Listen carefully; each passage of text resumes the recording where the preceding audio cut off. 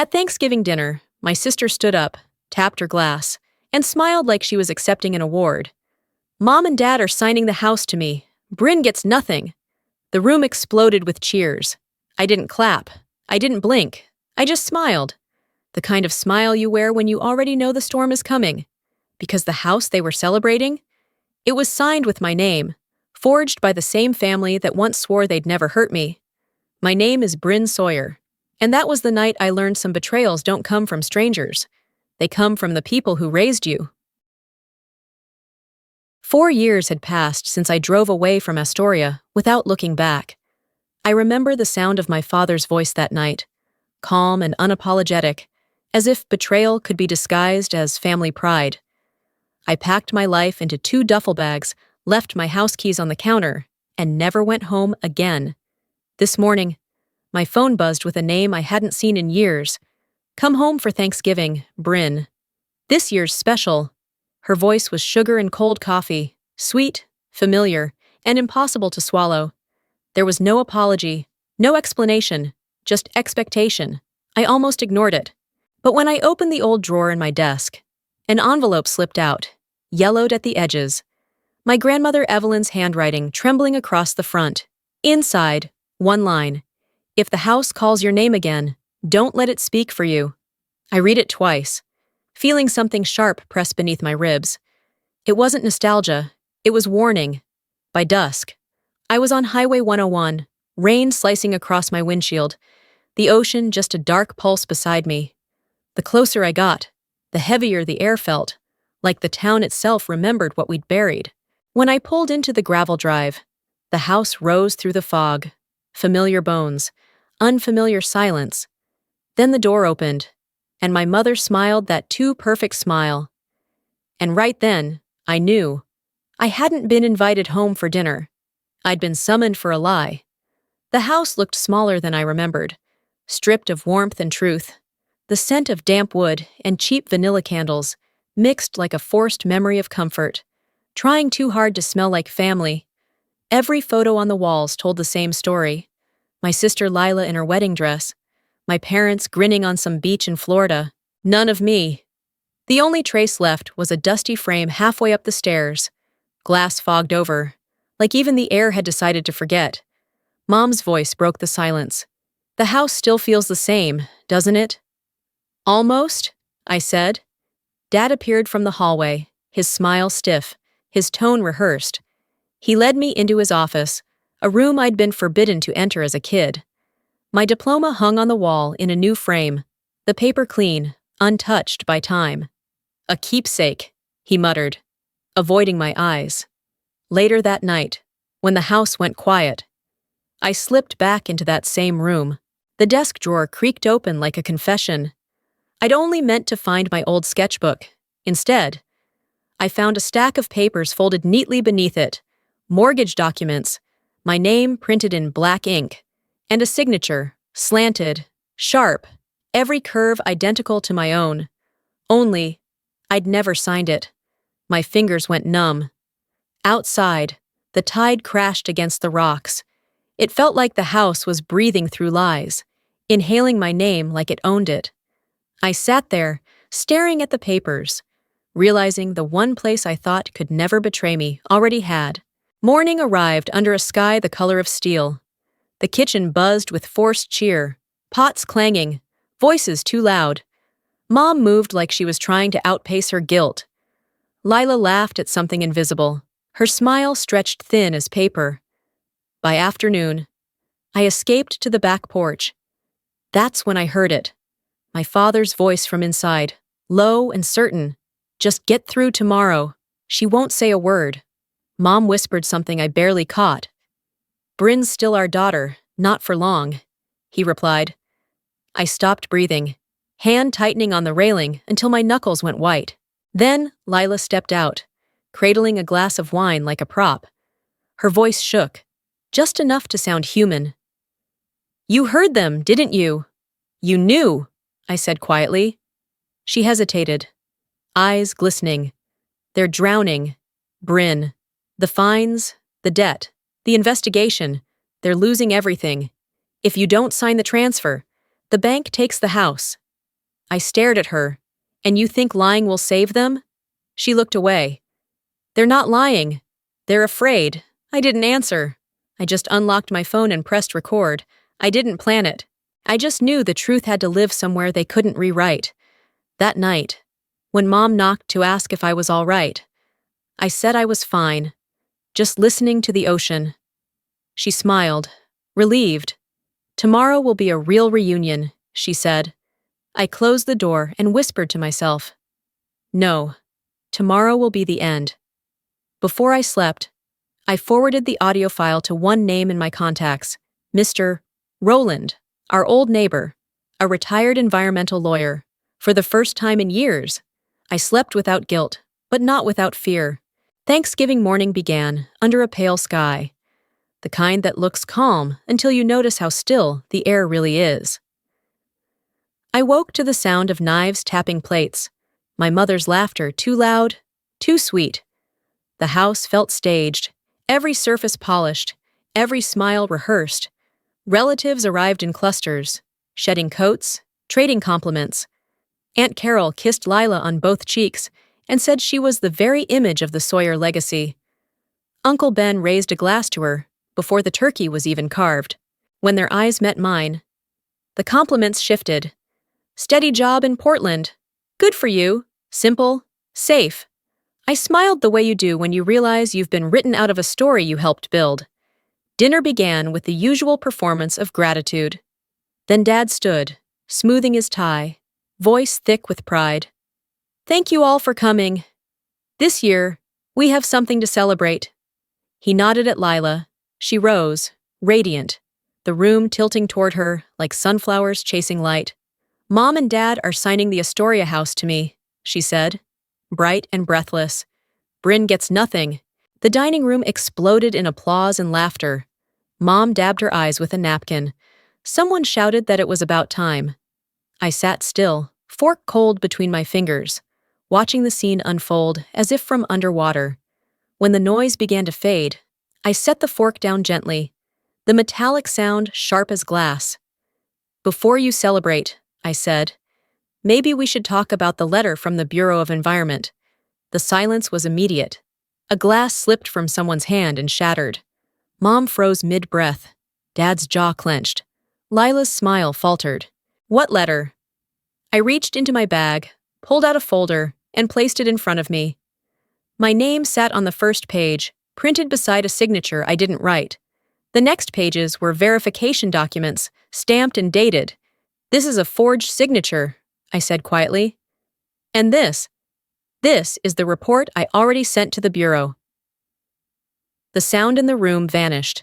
The air grew thick, heavy enough to drown in. I could feel every heartbeat at that table, waiting to see what came next. Dad's chair scraped against the floor as he shot to his feet. You don't know what you're saying! This is family business. When you used my engineer's license to approve an illegal discharge project, I said, it became government business. He went pale, his voice breaking. Who told you? No one. I found it in the files. I'm the person you forged, remember? Lila's hand trembled around her glass. Please, Brynn, don't. She turned to our parents, eyes wide. You told me the house was clear, that the debt was gone. They said nothing.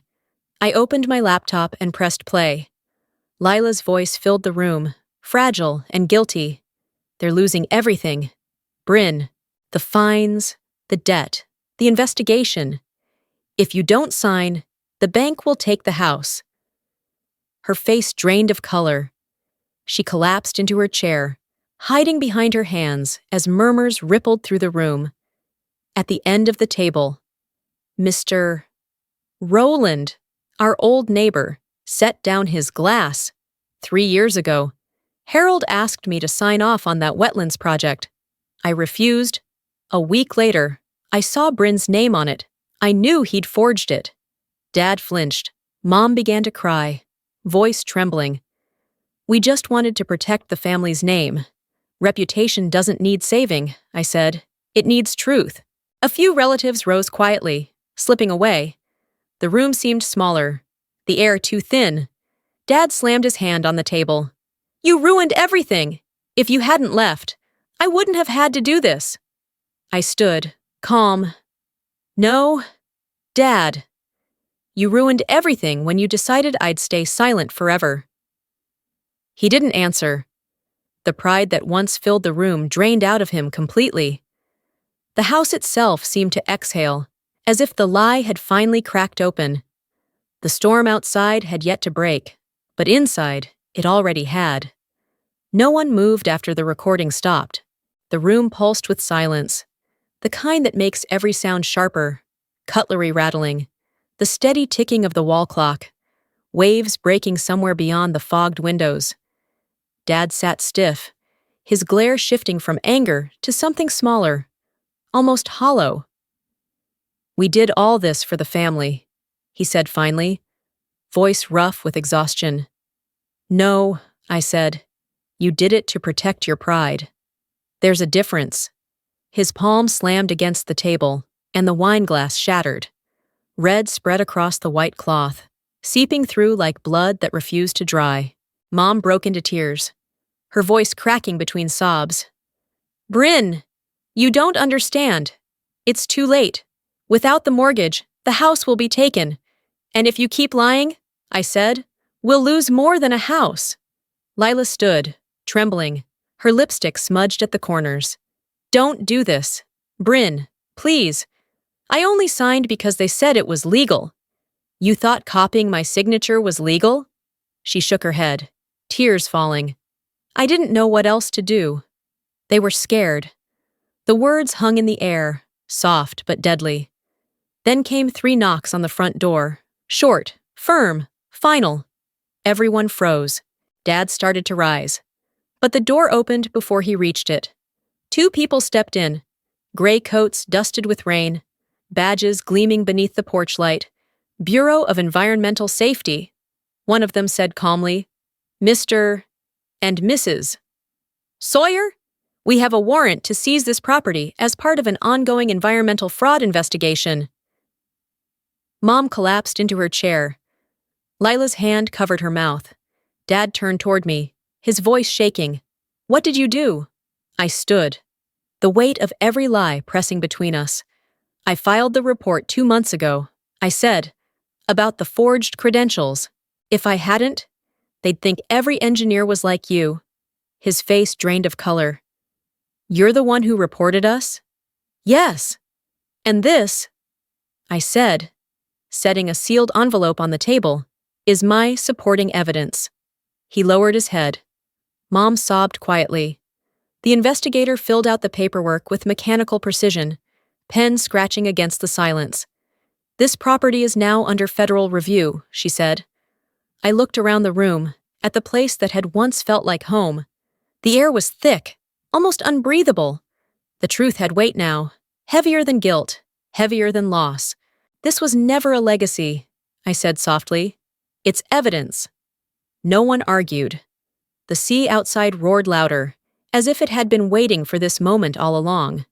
When the investigators left, the house felt hollow. The sound of glass crunching beneath our shoes was the only reminder that something had shattered long before tonight. The smell of wine and candle wax clung to the air like a ghost that wouldn't leave. Dad sat motionless, hands gripping the chair as if it could hold his world together. You destroyed everything, he whispered. I looked at him, calm. No, I just stopped you from destroying more. Lila hid her face in her hands, black streaks running down her cheeks. Mom hovered behind her, shaking. I wasn't angry anymore, just empty. Watching them was like watching a stage collapse, wood splintering under the weight of years of pretending. From the far end of the table, Mr. Roland finally spoke.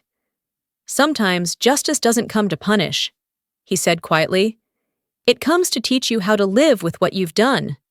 I nodded, but Dad only stared at the wall, searching for something to hold on to. What about my reputation? He asked, if it needed lies to survive. I said, it never existed. His lips trembled. He dropped his gaze, then muttered, I took the money. All right? They paid me to stay quiet about the dumping. I thought if I could buy time, we'd keep the house. I exhaled slowly. You didn't do it for us. You did it for yourself. Mom sank to the floor, Lila kneeling beside her, both of them shaking. We've lost everything, Mom whispered. No, I said softly. We've only lost the illusion. Outside, a siren wailed, growing louder. Through the window, blue lights flashed against the wet glass. The bureau had returned for the remaining documents. I walked to the door and opened it before they could knock. A gust of ocean wind burst through, sweeping across the table, extinguishing every candle. The room fell into darkness. Silence, I murmured, is still noise when it carries guilt. Behind me, Lila's voice cracked into a sob as the officers escorted our parents out. The house seemed to shrink around us, its walls creaking with release. When the cars drove off, I stayed at the doorway, my hand resting on the frame. No one followed them, no one said goodbye. Only the wind and the waves filled the space they left behind. The house that once stood as proof of who we were now existed only as evidence of what we'd become. The ocean, relentless as ever, would take it all back, piece by piece. That night, the house was swallowed in flashing red lights. Patrol cars lined the driveway, their beams cutting through the fog like judgment. The front door was sealed with yellow tape that fluttered in the sea wind. Inside, the table still held the remains of dinner: cold turkey, spilled wine, overturned glasses, and the ghosts of laughter that had died too quickly. Mom sat collapsed on the floor, hands trembling against her apron. Dad stood between two officers, unshackled but bowed, as if the weight of his own name had finally broken him. Lila knelt beside her, mascara streaking down her cheeks, hands stained with wine that looked too much like blood. I stood in the center of the room, surrounded by everything that used to mean family. There was no anger left in me, only a hollow quiet that hummed in my chest. The walls that once echoed with pride now held nothing but the sound of breathing. Dad looked at me once before they led him away. "You proud now?" he asked, voice low and shaking. "You've destroyed everything." "No," I said slowly, steady as the tide. "I'm not proud. I just don't have to lie anymore." A gust of ocean air swept through the broken window, scattering candle ash across the floor. The flames flickered out one by one, and the house sank into darkness. "Truth isn't betrayal," I whispered to the quiet. "Hiding it is." 3 weeks later, the Sawyer house stood silent behind caution tape, its windows shuttered and marked with government seals. The porch, once trimmed with flowers, now sagged under salt wind and neglect. My parents had moved into a small rental outside town. People who used to greet them in the market now turned away. Lila resigned from teaching and started therapy. Her voice on the phone was softer, stripped of the brightness she'd once worn like armor. Sometimes she talked about guilt, sometimes she just cried without words. I stayed in Astoria. Every morning, I joined the restoration crew down by the wetlands, the same stretch of coast where my father's project had poisoned the water. I pulled debris from the mud, my boots sinking deep into the earth. The tide came and went, carrying pieces of what we'd all left behind. Some things, I learned, can only be cleaned by hand, not by apology. Late one afternoon, while clearing my old room, I found a yellowed envelope wedged behind a photo frame. My grandmother's handwriting trembled across the paper.